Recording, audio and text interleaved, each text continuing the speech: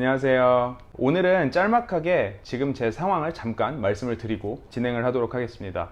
자, 여기 팔 보시면 제가 팔찌를 차고 있죠. 제가 지금 자가격리 되어 있다는 표시인데요.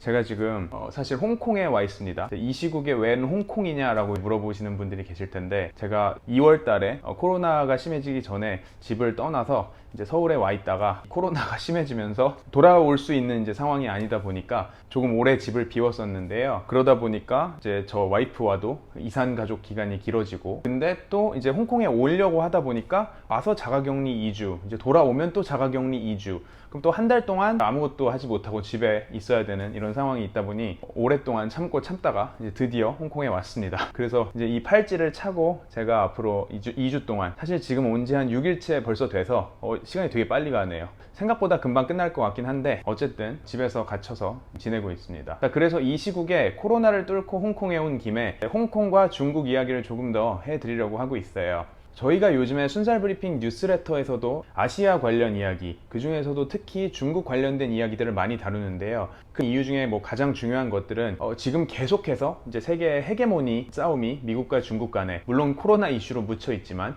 계속해서 이어지고 있는 상황이고, 그리고 중국 같은 경우는 경제가 이제 바닥을 찍고 다시 올라오고 있다, 아니면 이미 많이 올라왔다, 이런 식으로 얘기가 되고 있어서 굉장히 중요성이 높다고 생각을 해서 계속해서 주제를 선정을 하고 있습니다. 홍콩에 와 있다고 하니까 주변에서 지금 상황 괜찮냐, 국가보안법 시행됐는데 지금 시위 문제 있는 거 아니냐, 이런 질문들을 많이 받았는데요. 요거에 대한 이슈는 제가 다음번에 따로 외출이 가능할 때 다루도록 하고요. 지금은 일단 회사들에 관련된 이야기를 좀 드리고 싶어요. 그래서 중국의 대세 회사들, 어떤 곳들이 있는가를 생각을 해보면 알리바바와 텐센트, 이 두 회사를 떼놓고 생각을 할 수가 없죠. 엎치락 뒤치락 하면서 중국에서 가장 큰 회사, 그 1, 2위를 계속해서 다투고 있는 회사인데요. 사실 예전에는 BAT라고 해서, 물론 지금도 있습니다.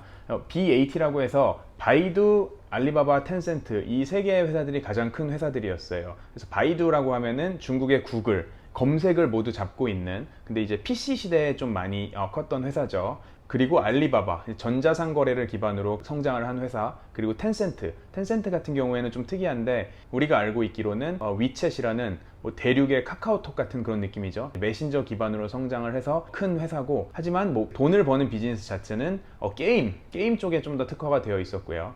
그래서 이 세 개의 회사들이 굉장히 컸었는데, 이 중에서 바이두 같은 경우에는 이제 검색이라는 것 자체가 이 전자상거래 플랫폼, 아니면 메신저라는 플랫폼 안에서 흡수가 돼버려서 중국 외부의 사람들이 구글에 찾아가서 검색을 하는 거랑 달리, 이제 중국 사람들은 이제 알리바바나 위챗 같은 곳에서 검색을 해서 필요한 것들을 찾고 있죠. 그래서 실제로 검색 광고 비중이 줄어들게 되면서 바이두라는 회사는 계속해서 그 점유율이 내려가고 있고요. 바이두의 B를 대신할 회사가 바이트댄스라고 해서 우리가 잘 알고 있는 동영상 메신저 틱톡이라던가 찐르티어테오라고 해가지고 뉴스 큐레이션 서비스, 이것도 굉장히 큰 회사입니다. 이런 서비스들을 운영하고 있는 이 바이트댄스가 그 자리를 거의 이제는 뺏은 거 아니냐, 그런 얘기들이 들리고 있고요. 그래서 오늘은 조금 더 알리바바와 텐센트, 이 두 가지 회사에 집중해서 조금 더 말씀을 드려볼게요. 사실 시작은 굉장히 달랐죠. 알리바바 같은 경우에는 이커머스, 전자상거래 시장을 잡고 성장을 했고, 그리고 텐센트 같은 경우에는 게임으로 돈을 벌고 있긴 했었지만 어쨌든 위챗이라는 그 모든 중국인들이 사용하는 메신저를 잡고 성장을 했습니다.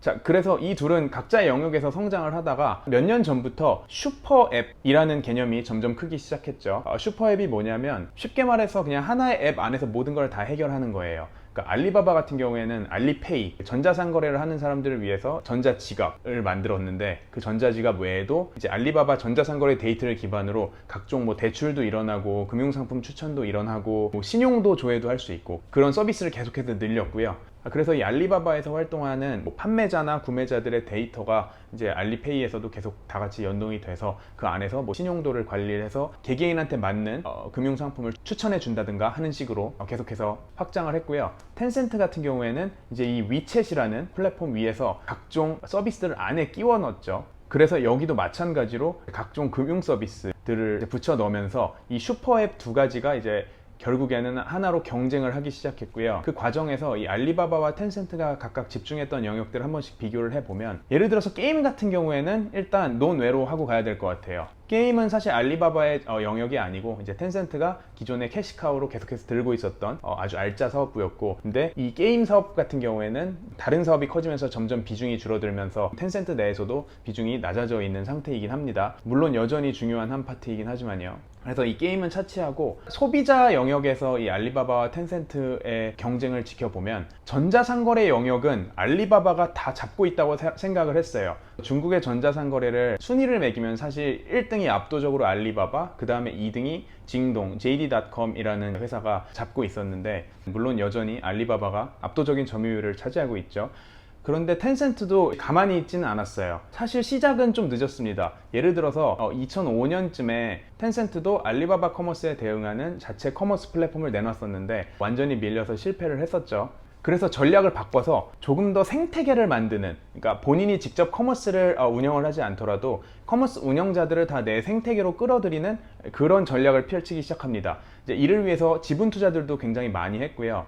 대표적으로 아까 커머스 1등이 알리바바, 2등이 JD.com, 징동이라고 말씀드렸는데, 이 2등 업체에도 텐센트가 투자를 했고요. 그리고 최근에 가장 떠오르는 신흥 강자, 나스닥 시장에서도 계속해서 주가가 폭발을 하고 있죠. 핀두어도어라는 중국판 공동구매 회사의 2대 주주로 투자를 했습니다. 이 핀두어도어라는 회사에 대해서 간략히 말씀을 드리면, 기존의 알리바바, 타오바오에서 물건을 그냥 개별적으로 하나씩 구매를 하고 판매업자는 그 하나의 주문이 들어온 거를 바로바로 처리를 해주고, 이제 이런 과정에서 구매가 일어났다고 하면은, 핀두어도어 같은 경우에는 공동구매 형태로 해서 제가 뭔가 물건을 사고 싶으면은 이 위챗, 이 핀두어도어는 참고로 텐센트가 투자를 한 것뿐만이 아니라 이제 위챗 기반으로 성장을 한 회사입니다. 그래서 제가 물건을 사고 싶을 때 위챗에 있는 친구들, 아니면은 저랑 관심사가 비슷한 사용자들한테 나 이거 사고 싶은데 이거 살 사람 모여라 해서 이제 어느 정도 수요가 모이면은 그 모인 수요를 핀두어도어 입장에서 판매업자에게, 아니면은 아예 판매업자까지 건너뛰고 제조업자에게 바로 전달을 해줘서 단체 물량을 만들어내면서 단가를 낮추는 그런 재밌는 비즈니스를 진행을 한 회사고요.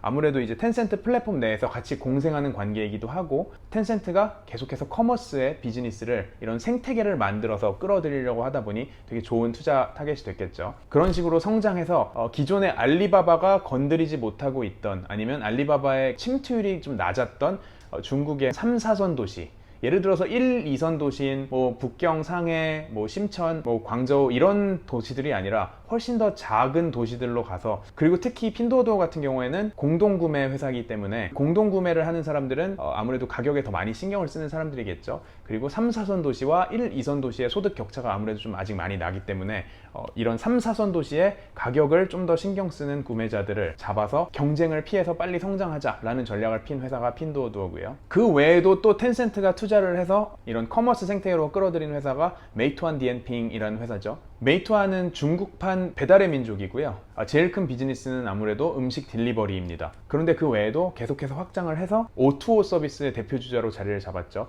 그래서 음식 배달뿐만이 아니라 각종 호텔, 숙박 예약 같은 그런 예약 앱으로서의 기능도 하고 있고, 그 외에도 사실 커머스까지 계속해서 늘리고 있는 입장이에요. 그래서 우리도 한국에서 배민 생각해 보면은 음식 배달로 시작해서 지금은 비마트다 해가지고 마트, 그 근거리에서 빠르게 배달되는 마트 비즈니스들도 하고 있잖아요, 온라인에서. 똑같이 메이투안 디엔핑도 누가 누구를 따라 했는지 누가 먼저인지는 모르겠지만 어쨌든 그런 식으로 비즈니스들을 계속해서 확장을 하고 나가고 있고요. 다시 한번 정리를 드리면은 알리바바 입장에서는 1등으로 꽉 잡고 있는 커머스 비즈니스였는데, 텐센트 입장에서는 이거를 바로 깨부시고 들어갈 그럴 능력이 없으니 대신에 인접 지역에서 장점을 가진 회사들을 다 아군으로 끌어들여서 대신에 그 아군들을 나의 이 위챗이라는 슈퍼 앱 내에서 작동되게, 그런 식으로 위챗 생태계 안으로 끌어들였다, 이렇게 생각을 하시면 되고요. 그래서 여전히 알리바바가 1등이긴 하지만 이 긴장 상태는 계속 이어지고 있습니다. 자, 여기서 잠깐 한국 회사들이 생각이 나죠. 네이버와 카카오 간의 대결, 이 두 가지가 생각이 나는데, 네이버 같은 경우에는 조금 더 PC 시대에서 잘하던 회사, 물론 지금도 굉장히 잘하죠. 그래서 PC 시대에서 잘하던 검색 비즈니스, 포털 비즈니스를 가지고 그 다음에 스마트 스토어를 열고 하는 식으로 사람들을 끌어들이고 있다고 하면은, 카카오 같은 경우에는 이제 메신저 기반으로 카카오 커머스를 만들어서 그 안에서 계속해서 비즈니스를 확장을 시키고 있죠. 그래서 굉장히 중국과 한국 양 국가에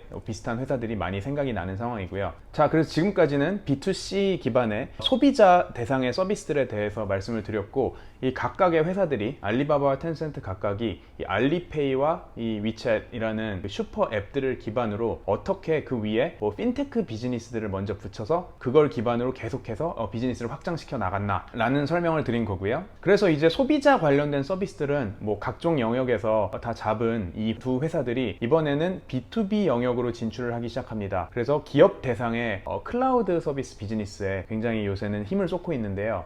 물론 아직까지는 알리바바와 텐센트 각각 다 매출의 뭐 10% 미만, 한 자릿수 퍼센트를 차지하는 이 클라우드 비즈니스지만 미래 성장 동력으로 굉장히 중요하게 생각하고 있다고 보시면 됩니다. 안 그래도 코로나 사태 터지면서 다 원격 근무가 중국에서도 많아지고 하면서 클라우드 컴퓨팅, 뭐 데이터 센터 이런 분야의 수요들이 굉장히 커지고 있죠. 그리고 추가로 올해 3월에는 공산당에서 중국판 뉴딜 정책을 아예 발표를 했죠. 그래서 5G 네트워크랑 클라우드 컴퓨팅 이제 이쪽 분야에 대해서는 인프라를 까는데 중국 정부 차원에서 굉장히 돈을 많이 퍼붓겠다. 그거를 통해서 이제 경기를 부양시키겠다.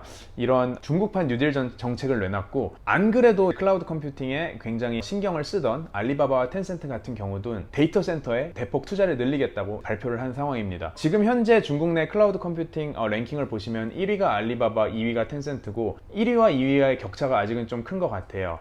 하지만 어쨌든 이 두 개 회사가 계속해서 엎치락 뒤치락 해 나가면서 계속해서 새로운 고객들을 확보하려고 노력을 하고 있는 상황입니다. 또다시 한국 얘기로 잠깐 넘어와서 B2C 시장을 잡은 IT 업체들이 B2B 시장으로 넘어오는 거는 네이버와 카카오에서 똑같은 일이 벌어지고 있는 걸 볼 수 있죠. 예를 들어서 네이버 같은 경우도 네이버 클라우드, 그리고 카카오 같은 경우에는 카카오 엔터프라이즈, 아예 뭐 독립법인을 분사를 시켰죠. 그래서 이 각각의 회사들에서 기업 대상으로 IT 인프라 운영 서비스들을 계속해서 더해가고 있다고 보시면 되고, 결국에는 이제 중국의 두 IT 공룡들과 한국의 두 IT 공룡들이 비슷한 방식으로 성장을 해서 각각 또 비슷한 영역에서 경쟁을 하고 있는 이런 모습을 보는 게 굉장히 흥미롭다고 생각을 하고 있습니다. 자, 그래서 짤막하게 결론을 하나 내자면, 텐센트와 알리바바, 네이버와 카카오, 탑2 IT 기업들 주가가 날아가는 걸 보면서 우리가 투자를 하고 싶잖아요. 그럴 때 되게 고민이 많이 됩니다. 둘 중에 뭘 사야 되나 고민을 많이 하는데, 저의 답은 고민이 되는데 이게 대세 상승장이고 이 회사들이 결국에는 이 산업 자체가 계속해서 성장할 것 같다 생각하면 그냥 둘 다 사면 됩니다. 뭐 하나를 고른다는 생각을 하는 게 아니라 둘 다 사면은 둘 다 엎치락 뒤치락 치고 받고 하면서 같이 성장할 거기 때문에 저의 경험상 둘 다 사는 거를 추천을 하고요. 지금 말씀드린 회사들의 경우 워낙에 대장주들이기 때문에 유동성이라던가 시장의 뭐 불합리성이라던가 이런 것들에